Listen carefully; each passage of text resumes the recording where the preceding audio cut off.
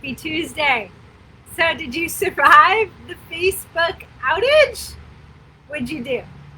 For me, personally, from a business perspective, it got me thinking about how much, I am on Facebook and how much I do utilize it for marketing. But fortunately, I've also learned from a lot of great mentors and coaches who have advised me, one way to de-risk my business is to make sure I am reaching out and connecting with people in various ways. So when Facebook and Instagram were shut down for a few hours, it really wasn't that big of a deal. I had other things I was working on. I had calls I was leading.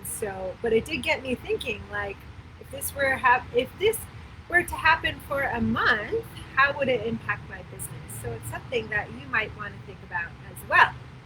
Today, however, we're going to be talking about some of my favorite books. I'm revealing the curtain of part of my closet. So there is a closet in my house that is not filled with clothes. It's filled with books because I am a nerd.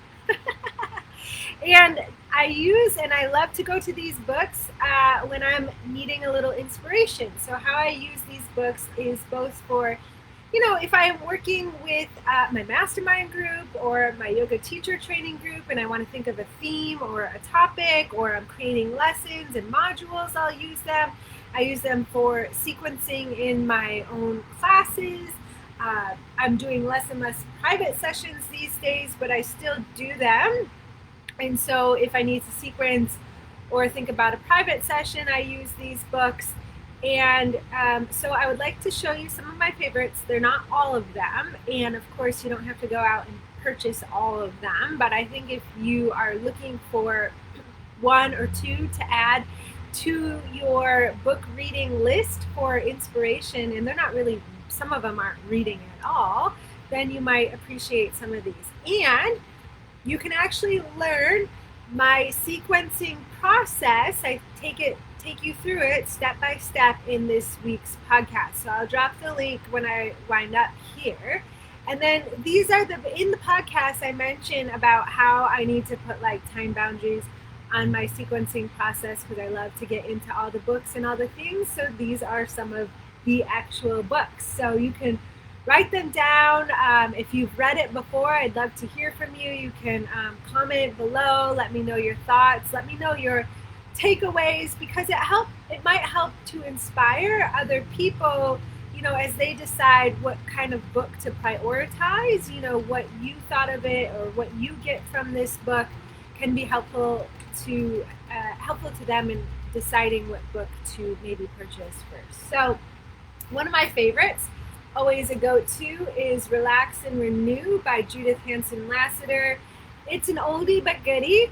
And of course, it's wonderful if you teach a lot of restorative or helping people decrease anxiety or stress, because she gives not only restorative postures, but let's say you're a coach that helps to work with anxiety, or you're a physical therapist and you notice that some of your patients are like very anxious. There's a ton of physical postures in here that are really accessible for any type of body. And plus you get to learn a lot about the nervous system. So she's one of my favorite mentors and guides. I always love her books, and you can see it's tagged marked. I have pages in here falling out because I just go through it all the time. Love this one. Okay. This one is often another favorite. So Brene Brown's books here. I like to use this if sometimes when I'm sequencing, like I have the Stress Less Catalyst program, which is helping people to work with the nervous system. So helping them get in touch with increasing their threshold to handle more stress. And some of that is the inner work of building self-esteem, confidence, learning how to be vulnerable, learning how to have our fears and worries in the car with us when we're driving, but not allowing, love Brene Brown too, but not allowing them to hijack the wheel or give us backseat driving. So I love her for both coaching sessions, and if I'm looking for class or workshop theme, so theme ideas, this is also a go-to one. And I just love the imperfection, because, right, we're all human and have imperfections. So one of my favorite class theming books, and this book is on the pricier side, but it's Fire of Love. I'm trying to see if I can get it. There we go. Fire of Love by Adil Pakliba. He's a yoga teacher who is the nephew of Mr. Iyengar of Pune, India. And so trained with Mr. Iyengar under the Iyengar method for many decades, and then branched off and was shunned, and I think is still shunned by the yoga community, the Iyengar yoga community, because he's not following his precise method, which I just love because, right, you have to follow your heart. And he developed the Purna method, who I learned from my mentor when I used to work for Embodied Yoga and Physical Therapy over about a decade or so ago. And so she introduced me to this book, and this is the updated version, and it's wonderful for class theme ideas and just grounding in just a whole bunch of philosophical principles and messages that you can sprinkle and share with your class, quotes, poems that you might choose to read in the beginning or the end. This book is really, really great for that. Another book of one of my favorite mentors and guides, even though they've never met me in real life and have no idea I've been listening to their podcast for years, is Tara Brach, also introduced to me a decade or so ago by my mentor. She is a psychologist and also Buddhist mentor. So sometimes I can listen to, I used to have about a 30-minute to 60-minute drive to one of the yoga classes I taught at for a decade or so, actually, all depending on traffic. And sometimes I would just have those days where theme ideas, like I would think of physical postures and the sequence of poses, but like actually getting a theme to tie it together and help them to leave feeling complete. Some days that was just harder for me to pull from. And literally I could listen to 5-10 minutes of Tara Brach's podcast or pick up her book here, and then like the floodgates would just open. And you know, it's not that I would rip on her ideas. If I were like, I often say this, and you hear me say it a lot if you're in any of my programs or have attended my workshops, I say, you know, Tara Brach says the second arrow to the heart. So I'm always, you know, citing her work, crediting her work, but most of the time also it just was like a great inspirational starting point. So she's really influenced a lot of my work and still does to this day. One of my favorite physical asana books, if I'm looking for like a peak yoga pose, therapeutic class, or fun vinyasa flow style, is this Asanas book. Now mine is literally falling apart because my daughter, she loves this book like a flip, you know, like one of those flip page books. And then some days and actually this is how I used to create my own yoga sequence at home for my home practice, is sometimes I would just open the book and I was like, oh, okay, this is my peak pose for today. Maybe I'll do it. Probably not.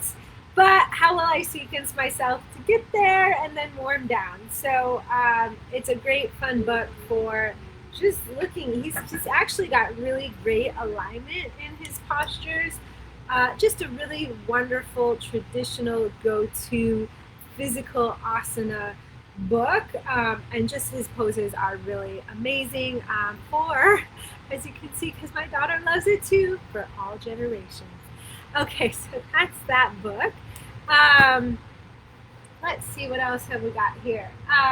Oh, of course, okay, so Light on Yoga, another great sequencing book. You can see it's all bookmarked and tag-eared because I use it for sequencing for my classes. And then when I used to have 90 minutes or so to practice at home before my daughter, I would, he's got sequences in the back of this book, and I literally would go through them.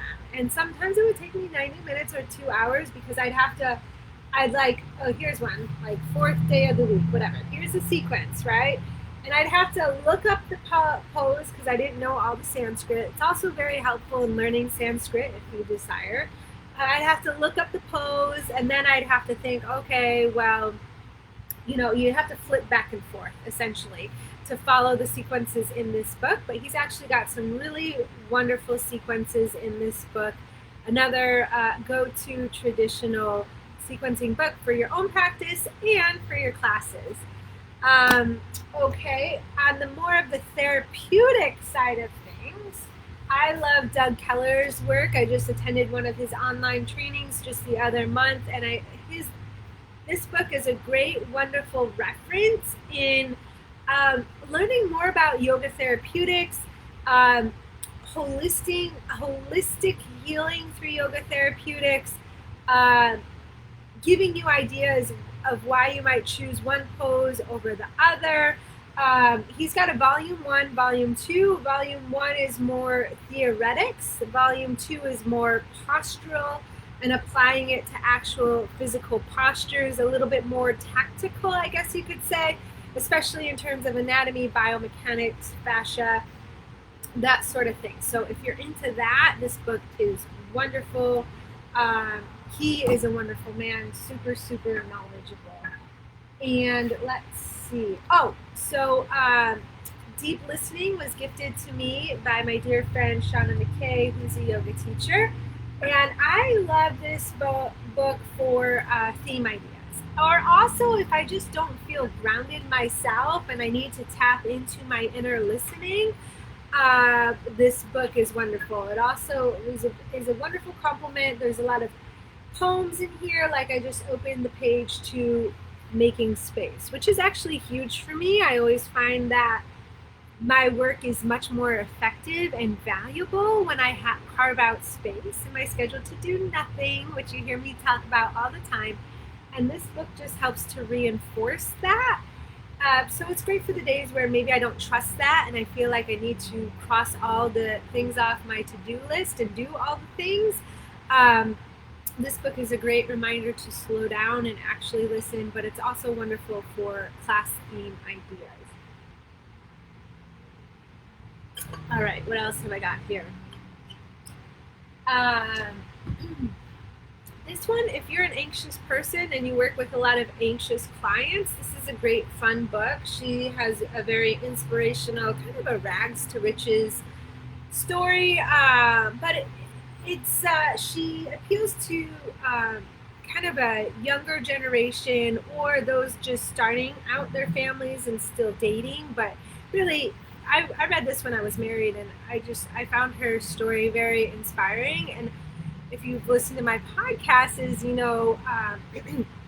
through the last few years, I've been really working with my nervous system to allow worry and fear to be present, because stress is just not going to go away in life, but learning how to work with my strength, shift my mindset, and improve my capacity to handle more stress, all the things. And this book is a great reminder. So great for coaching, if you work with stress relief at all, your private sessions, even if you help with weight loss, because sometimes weight gain is because of stress and worry, or trying to buffer or distract in some way, or avoid the inner work. So this book is really wonderful. This is another one of my go-to books, very, very old. I got this in massage school about 20 years ago, The Seat of the Soul. And it's a very holistic view about the pelvis and beyond, and a great for theming. And let me just take a passage here. I'll read it. So I'm holding the cover up, not to obscure my face, but just so you can see the cover and the author as I read this passage. When it becomes necessary, for example, the physical, emotional body of a person to heal, a dramatic shift in nutrition is often required, wherein a person must release every one of his or her eating habits and take on eating habits in certain foods that are in a much higher vibration. So that's interesting food for thought. And then just on the next page, he talks about karma and struggling consciously with choices. So I just have this book highlighted and underlined throughout the whole thing. Intuition serves as inspiration. It is the sudden answer to a question. Oh my goodness, this is the work I'm actually doing right now. Intuition can be thought of as a type of wiring that can be used to connect to source. So, wonderful, wonderful, timeless, I think is the word, book by Gary Zukav. I don't know if I'm saying that right. And then I'll give you 2 other books, okay? The 4 Desires by Rod Stryker. Now, he's got some controversy right now about abuse of power, so we'll just take that out of context. But I do appreciate his book on finding purpose, so karma. He talks about the 4 Desires, and it's great to weave those themes, each of them together, or separating them out in terms of client sessions, helping them to reach their goals, getting them the results that they want, and also classes and workshops connecting to the physical body. I used his book often to, connect the dreams, the aspirations of our students and clients to their physical body. How does it really connect? Because it does. And then Anatomy Trains. Another go-to by Tom Myers, wonderful for more of the anatomical perspective, connecting to fascia, physical body, and some energetic principles of meridian lines and such. So there you have it, a bunch of wonderful books for inspiration for sequencing. If you want to learn the process, you can head to this week's podcast. It's up already. If you want to actually fill your classes and workshops, then make sure you sign up for the Fall in Love with Marketing Bootcamp. It happens next week. There will be replays, but you got to sign up to get the replay links. You'll see some of the fun in this group. I'm going to be posting conversational posts of what they're learning, interactions, as we go through the challenge, the boot camp itself. So you will see some of that back end, even if you don't register. But if you register, you'll get the full deal. It's for free. I could probably charge a good amount of money for it, but I'm not. I'm going to give it to you for free. If you struggle with marketing, if you hate marketing, then this is the perfect boot camp for you. I'll provide a different perspective, I promise, that you might not have considered, or maybe you did, but you need some grounding tactics and how to make it a reality. I've got you. And of course, at any time, you can always sign up for a free strategy call. You can hop on the phone with me, 60 minutes, one-to-one with me. We'll go over any problems, struggles that you may have, and we'll develop a plan so you know your marching orders. I'm very boot camp oriented today. You'll know your marching orders for your next steps. All right, so there you have it for today. If you've read or have those books yourself, watching this on the replay, please comment below so other people can hear the benefits of those books from another voice and probably another perspective. Or maybe you agree, like Letta saying she loves Brene Brown. So I will see you next week. I'll drop those links in the comments, and bye for now.